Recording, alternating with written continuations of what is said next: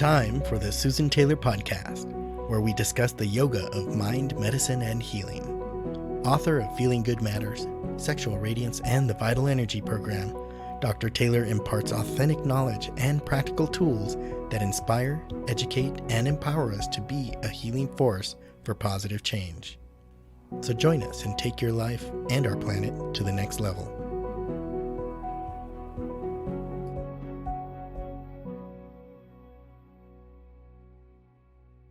Hello and welcome to episode 86, 6 Steps to Optimize Your Meditation. If you've ever tried to meditate, you might have said that it isn't that easy. And you know what? You're not alone. Meditation is not so easy and requires precision, skill, and practice. In today's episode, I'd like to discuss how to prepare for meditation, why stability of the body is so important, and the importance of proper breathing. The practice of mindfulness and meditation comes with a lot of practice, apart from just learning the skills to calm down and focus. Meditation is life-transforming, and it requires that you train yourself with precision, concentration, and practice. And with pure intentions and a sincere effort, you do become connected with your innermost being, yourself. And I spoke about that in the last podcast. And the more you're engaged in practice and life itself, the more refined your mind becomes. Meditation itself is not only a practice on your seat, but it's a lifestyle lived off the seat as well. And for many people wanting to learn to meditate or wanting to deepen their already established practice, practicing a few lifestyle habits actually will optimize your practice, and this is what I'm going to go over today. The first one I state is live in balance. When you commit to mindfulness and meditation, it's imperative that you create your lifestyle to support the practice.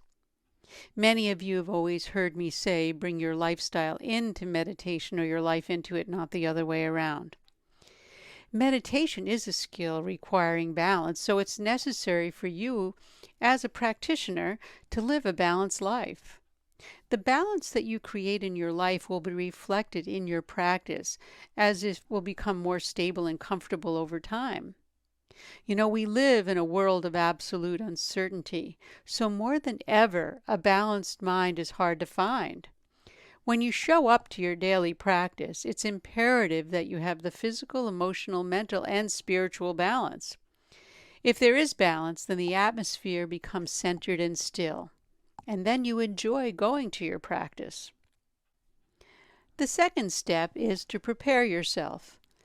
The best way to get the most out of your practice is to prepare before actually sitting for meditation. For example, in preparation, you establish a routine. For example, you get up, you wash your face, you can shower, clean your teeth, whatever your sequence would be, and then do a few stretches to create a routine to prepare the body to be comfortable and still during your meditation time. Well, how do you decide what to do to prepare? Well, the whole idea is to keep in mind that the purpose is to have a still mind. So one of the biggest deterrents is the sitting pose, how you sit, how you hold your body. So when you get uncomfortable, keep in mind your mind then becomes uncomfortable, and then you don't want to sit and have that quiet inward practice anymore. So it's best to have a few stretches and a sequenced movement routine to strengthen and stabilize the body. And that's what yoga postures have been designed for, and that's where it all came. Asana, to sit, to be present. So these postures that we do in our yoga classes are really to get the body prepared for meditation so that it can be comfortable and stable. And a well-rounded sequence includes standing poses, twists, inversions, forward bending poses, backward bending postures. And of course, I always like the Tadasana, the standing tree pose. I like to do that before I sit down because it allows that one-pointed balance to really become established. But you can develop your own stability or your own practices to promote that stability for yourself. Also, when you're doing this, consider your experience level and build that accordingly. And you know what? You could find a routine in a yoga class that you may like, or you could find the sun salutation. My book, Feeling Good Matters, has that, and that was the version that I put, the practice that I do, so that I have that systematic sequence before I sit down. And it's also worked well for many, for those that aren't engaged in a typical yoga asana class or don't have access to that. The third step would be to be precise and pay attention to details. The best way to establish a solid practice is to have a precise and systematic routine, and you've heard me say over and over again, that you follow each day and pay attention to the details of that. It's not enough to just say I sit and I just think about whatever comes in my mind. I've heard that a lot. That's really not what meditation is. It's okay if you want to do that, but that's not really training the mind. For example, when we teach the 5 steps in our master class, these steps explain that it is important to have a systematic routine that you follow to bring the mind inward. Here's an example. When you establish your sitting posture for meditation, you need to have your head, neck, and trunk aligned, making sure that your hips are higher than your knees, whether you are on the floor or on a chair, and the chin can be slightly down in order to maintain that long neck. And that'll pave the way for the mind to go inward. And then the next step we teach is to bring your attention to your breath. Breath is the key anchor for the mind at this point, and we'll talk about that in the next step. And then after we establish the breath, we relax from our head to our toes and our toes to our head. And then we proceed in the 4th step to refining our breath even further. And then it gets followed by focusing our attention on the last step. And these 5 steps we repeat each day. It's a 5-step sequence, and it's actually designed to settle the mind and bring the mind from the outside to the inside. From a neurological perspective, we start with the body, and then we bring it inward by focusing our attention. The 4th step, as I mentioned just previously a moment ago, is to incorporate the science of breath.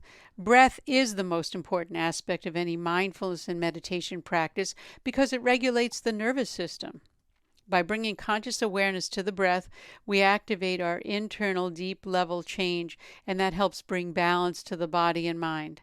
A conscious breathing practice, otherwise we can call that known as pranayama, should be the key part of your preparatory practice that establishes a meditative container, and that's your body. And this will ultimately help you improve concentration, build focus, and enhance your health. Keep in mind, though, that the foundation practice before we start talking about pranayama and moving the energy fields with using the breath as the vehicle, we must have already been established in diaphragmatic breathing. So that's the key skill for anyone learning to meditate, diaphragmatic breathing. And the 5th step is to be fully committed to your own practice and create a positive intention.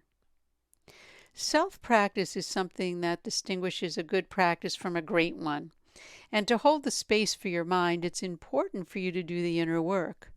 Committing fully to your own practice encourages you to continuously grow in your life.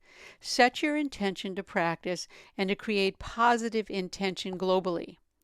And as you connect internally and believe in yourself fully, your practice will contribute to the higher or the full collective consciousness of the world, that higher consciousness. It's not so much we're doing the practices just for ourselves, but we're doing it for the collective consciousness so that we can be a force of positive change. And the 6th step, always keep your inquiry alive by studying and continually learning. Life never stops teaching us on and off the mat or on and off our cushion or chair, wherever we're sitting. As a seeker, don't stop being a student, regardless of how experienced you've become. To bring excitement to your practice and to be more innovative with your life, continue your education, whether it be through workshops, retreats, or trainings. I have to include here online courses because that seems to be the wave that everyone's going.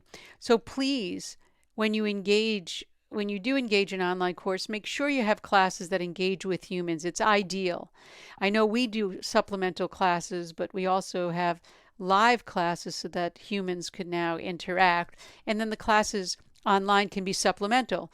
So if you have an online class that you're doing, make sure it's supplemental to something that you're doing live. That's why we do live events and we offer online sessions following that.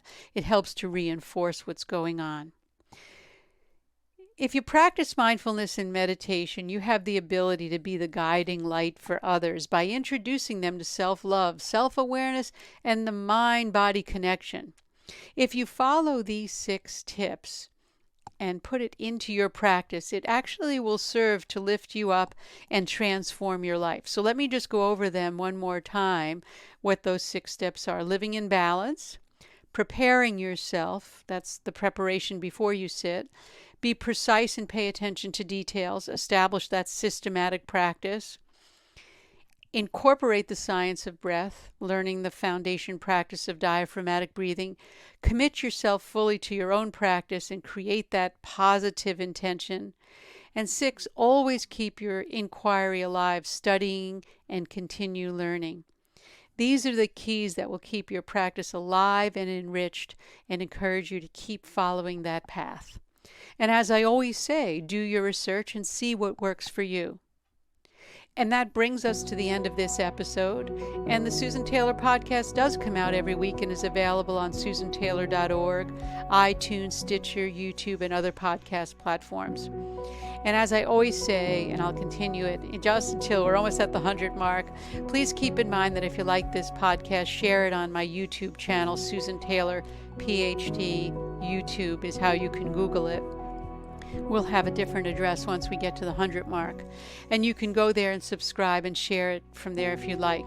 It'll really help support the community and the movement that we're trying to do, the spiritual seekers that we all are out to create that positive change. Visit susantaylor.org for more information or contact us with any questions, comments, or feedback.